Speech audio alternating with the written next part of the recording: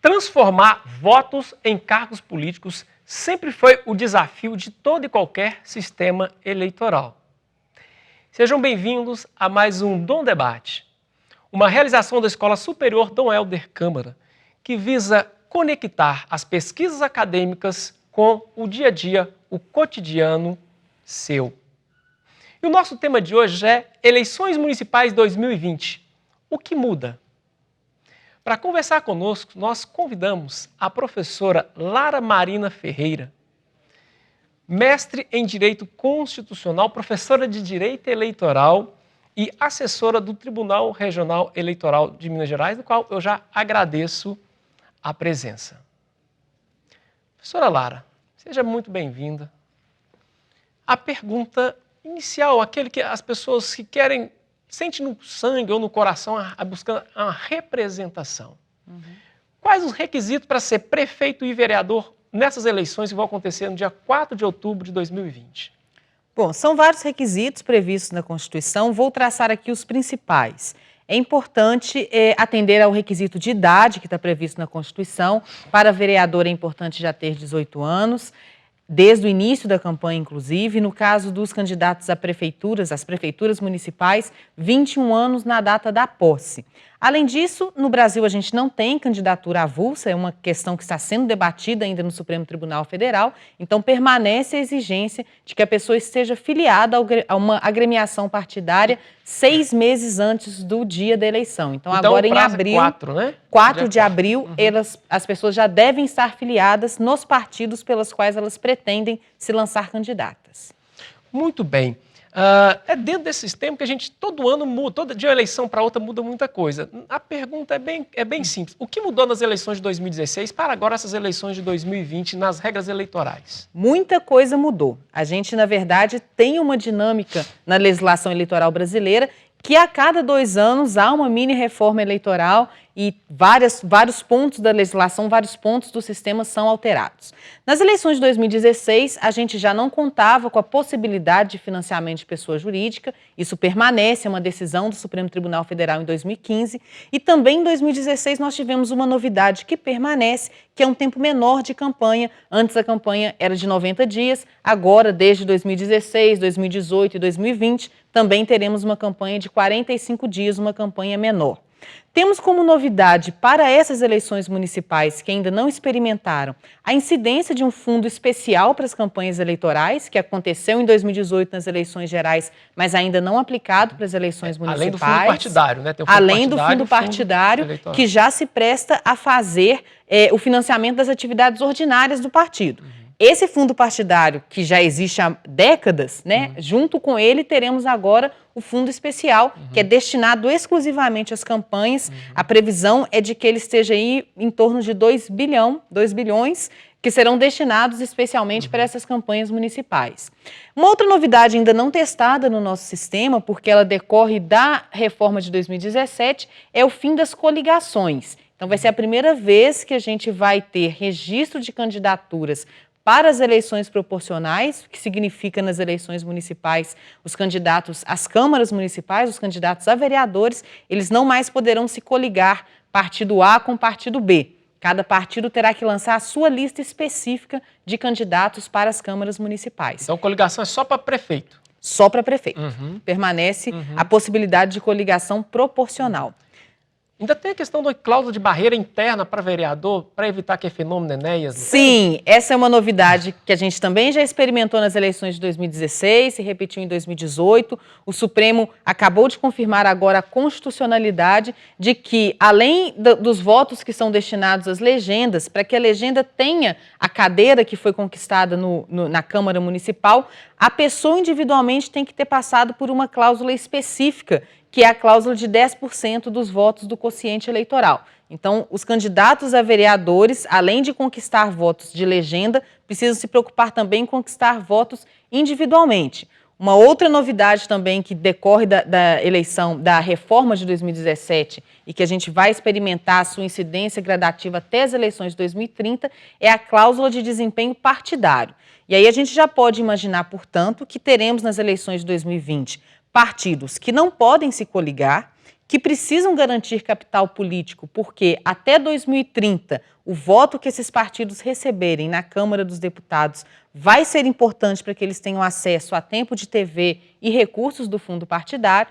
A expectativa que a gente tem como pesquisadores na área de direito eleitoral é que teremos um aumento significativo do número de candidatos agora nas eleições municipais de 2020, com os partidos preocupados tanto com a necessidade de se fazerem presentes, né, na política local, e as eleições municipais são muito importantes para isso, quanto também a necessidade de que eles permaneçam como uma agremiação viável para que lá em 2030 eles ainda consigam conquistar votos significativos para a Câmara dos Deputados. Você tinha falado que realmente a campanha reduziu de 90 para 45 dias. E o grande segredo também, desde as eleições de outrora, é a pré-campanha. Qual a diferença de campanha para pré-campanha e o que pode fazer e o que não pode fazer em geral? Sim, a campanha começa mesmo a partir do dia 15 de agosto, que é o último prazo para que os partidos possam registrar os seus candidatos à eleição proporcional e majoritária. Então é a partir ali do dia 16 que a propaganda eleitoral está de fato permitida. Antes disso, como regra geral, a gente tinha um sistema em que quase nada era permitido antes da campanha iniciar, né, no sistema da pré-campanha, mas a legislação foi alterada no último ciclo eleitoral e a partir de então, já no nosso segundo ciclo agora, nós já temos a possibilidade de que o pré-candidato fale da sua pré-candidatura, exalte as suas qualidades pessoais, fale inclusive do seu projeto político. O que ele não pode fazer de forma nenhuma é fazer um pedido expresso de voto, fazer uma referência de pedido expresso, específico, explícito do voto. Isso não pode fazer, mas já pode dar notícia da sua intenção em se candidatar. E ele pode gastar nesse período? Como regra geral, não. Há uma exceção, a exceção é para que o próprio pré-candidato já faça uso das plataformas de vaquinha coletiva, né, de financiamento, de crowdfunding. E aí isso ele pode fazer a partir do dia 15 de maio. Então, ainda como pré-candidato, ele já pode dizer nas plataformas virtuais da sua intenção de lançar a candidatura, de chamar doadores que queiram contribuir com o seu projeto de campanha, mas o uso desses recursos ficará condicionado ao efetivo registro de candidatura. Então, os gastos que acontecem no momento da pré-campanha são aqueles gastos mais imediatos que são suportados pelos próprios partidos políticos na realização de reuniões, de convenções, gasto para valer só depois de registro de candidatura. Muito bem. Um grande problema de toda a democracia, e isso é objeto de estudo nosso, eu lembro, né, a gente estava na pós-graduação da UFMG, é a questão do financiamento. Sim. Hoje o tribunal ele está preparado para esses abusos como uma espécie de caixa 2?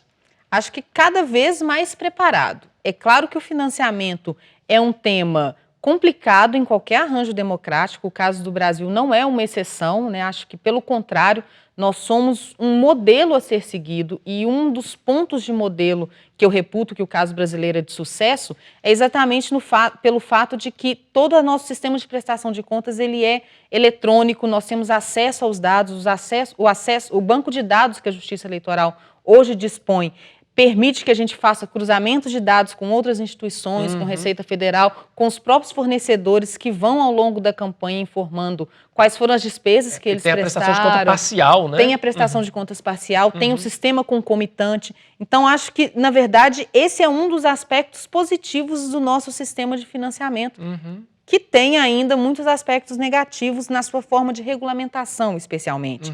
Eu vou citar aqui o que eu acho que é o principal. O fato de que o aporte de doações para as campanhas eleitorais segue um parâmetro proporcional. Então, aquele que tem mais capacidade econômica continua a ter mais poder de influência no sistema político. A gente ainda tem muita coisa de regulamentação para acertar.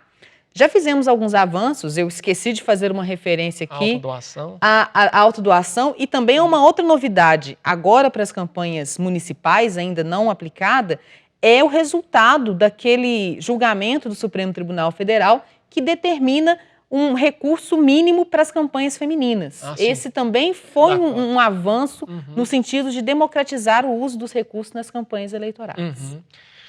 Uma outra, digamos, base de disfuncionalidade que no mundo tão visual e líquido como hoje são as fake news e as deepfakes. Como se preparar juridicamente contra elas? Desafio gigantesco. Um desafio que não se coloca só aqui no caso da jurisdição eleitoral, da jurisdição como um todo, né, de toda a regulamentação jurídica de dados. Não por acaso estamos aí às voltas com a Lei de Proteção de Dados, que nasce de um contexto eleitoral. Mas algumas coisas importantes que eu acho que a gente já pode deixar destacadas aqui como pontos a serem apropriados pelos candidatos, por aqueles que forem trabalhar nas campanhas eleitorais, é prestar atenção quando for fazer a denúncia de fazer a indicação da URL específica. Essa URL já é aquela página lá do aquele browser, endereço que aparece lá em cima. Printar a tela se for celular. A gente não consegue fazer retirada de conteúdo. No caso de WhatsApp, a questão fica bem mais complexa, então uma das possibilidades, na verdade de necessidades, é se preocupar em produzir uma prova adequada da denúncia que será encaminhada à Justiça Eleitoral, aos órgãos de controle, ao Ministério Público. Então fazer um print, atestar, né, com ata notarial, se for o caso, a existência daquele conteúdo naquele momento. É um desafio gigantesco, temos alguns avanços da legislação.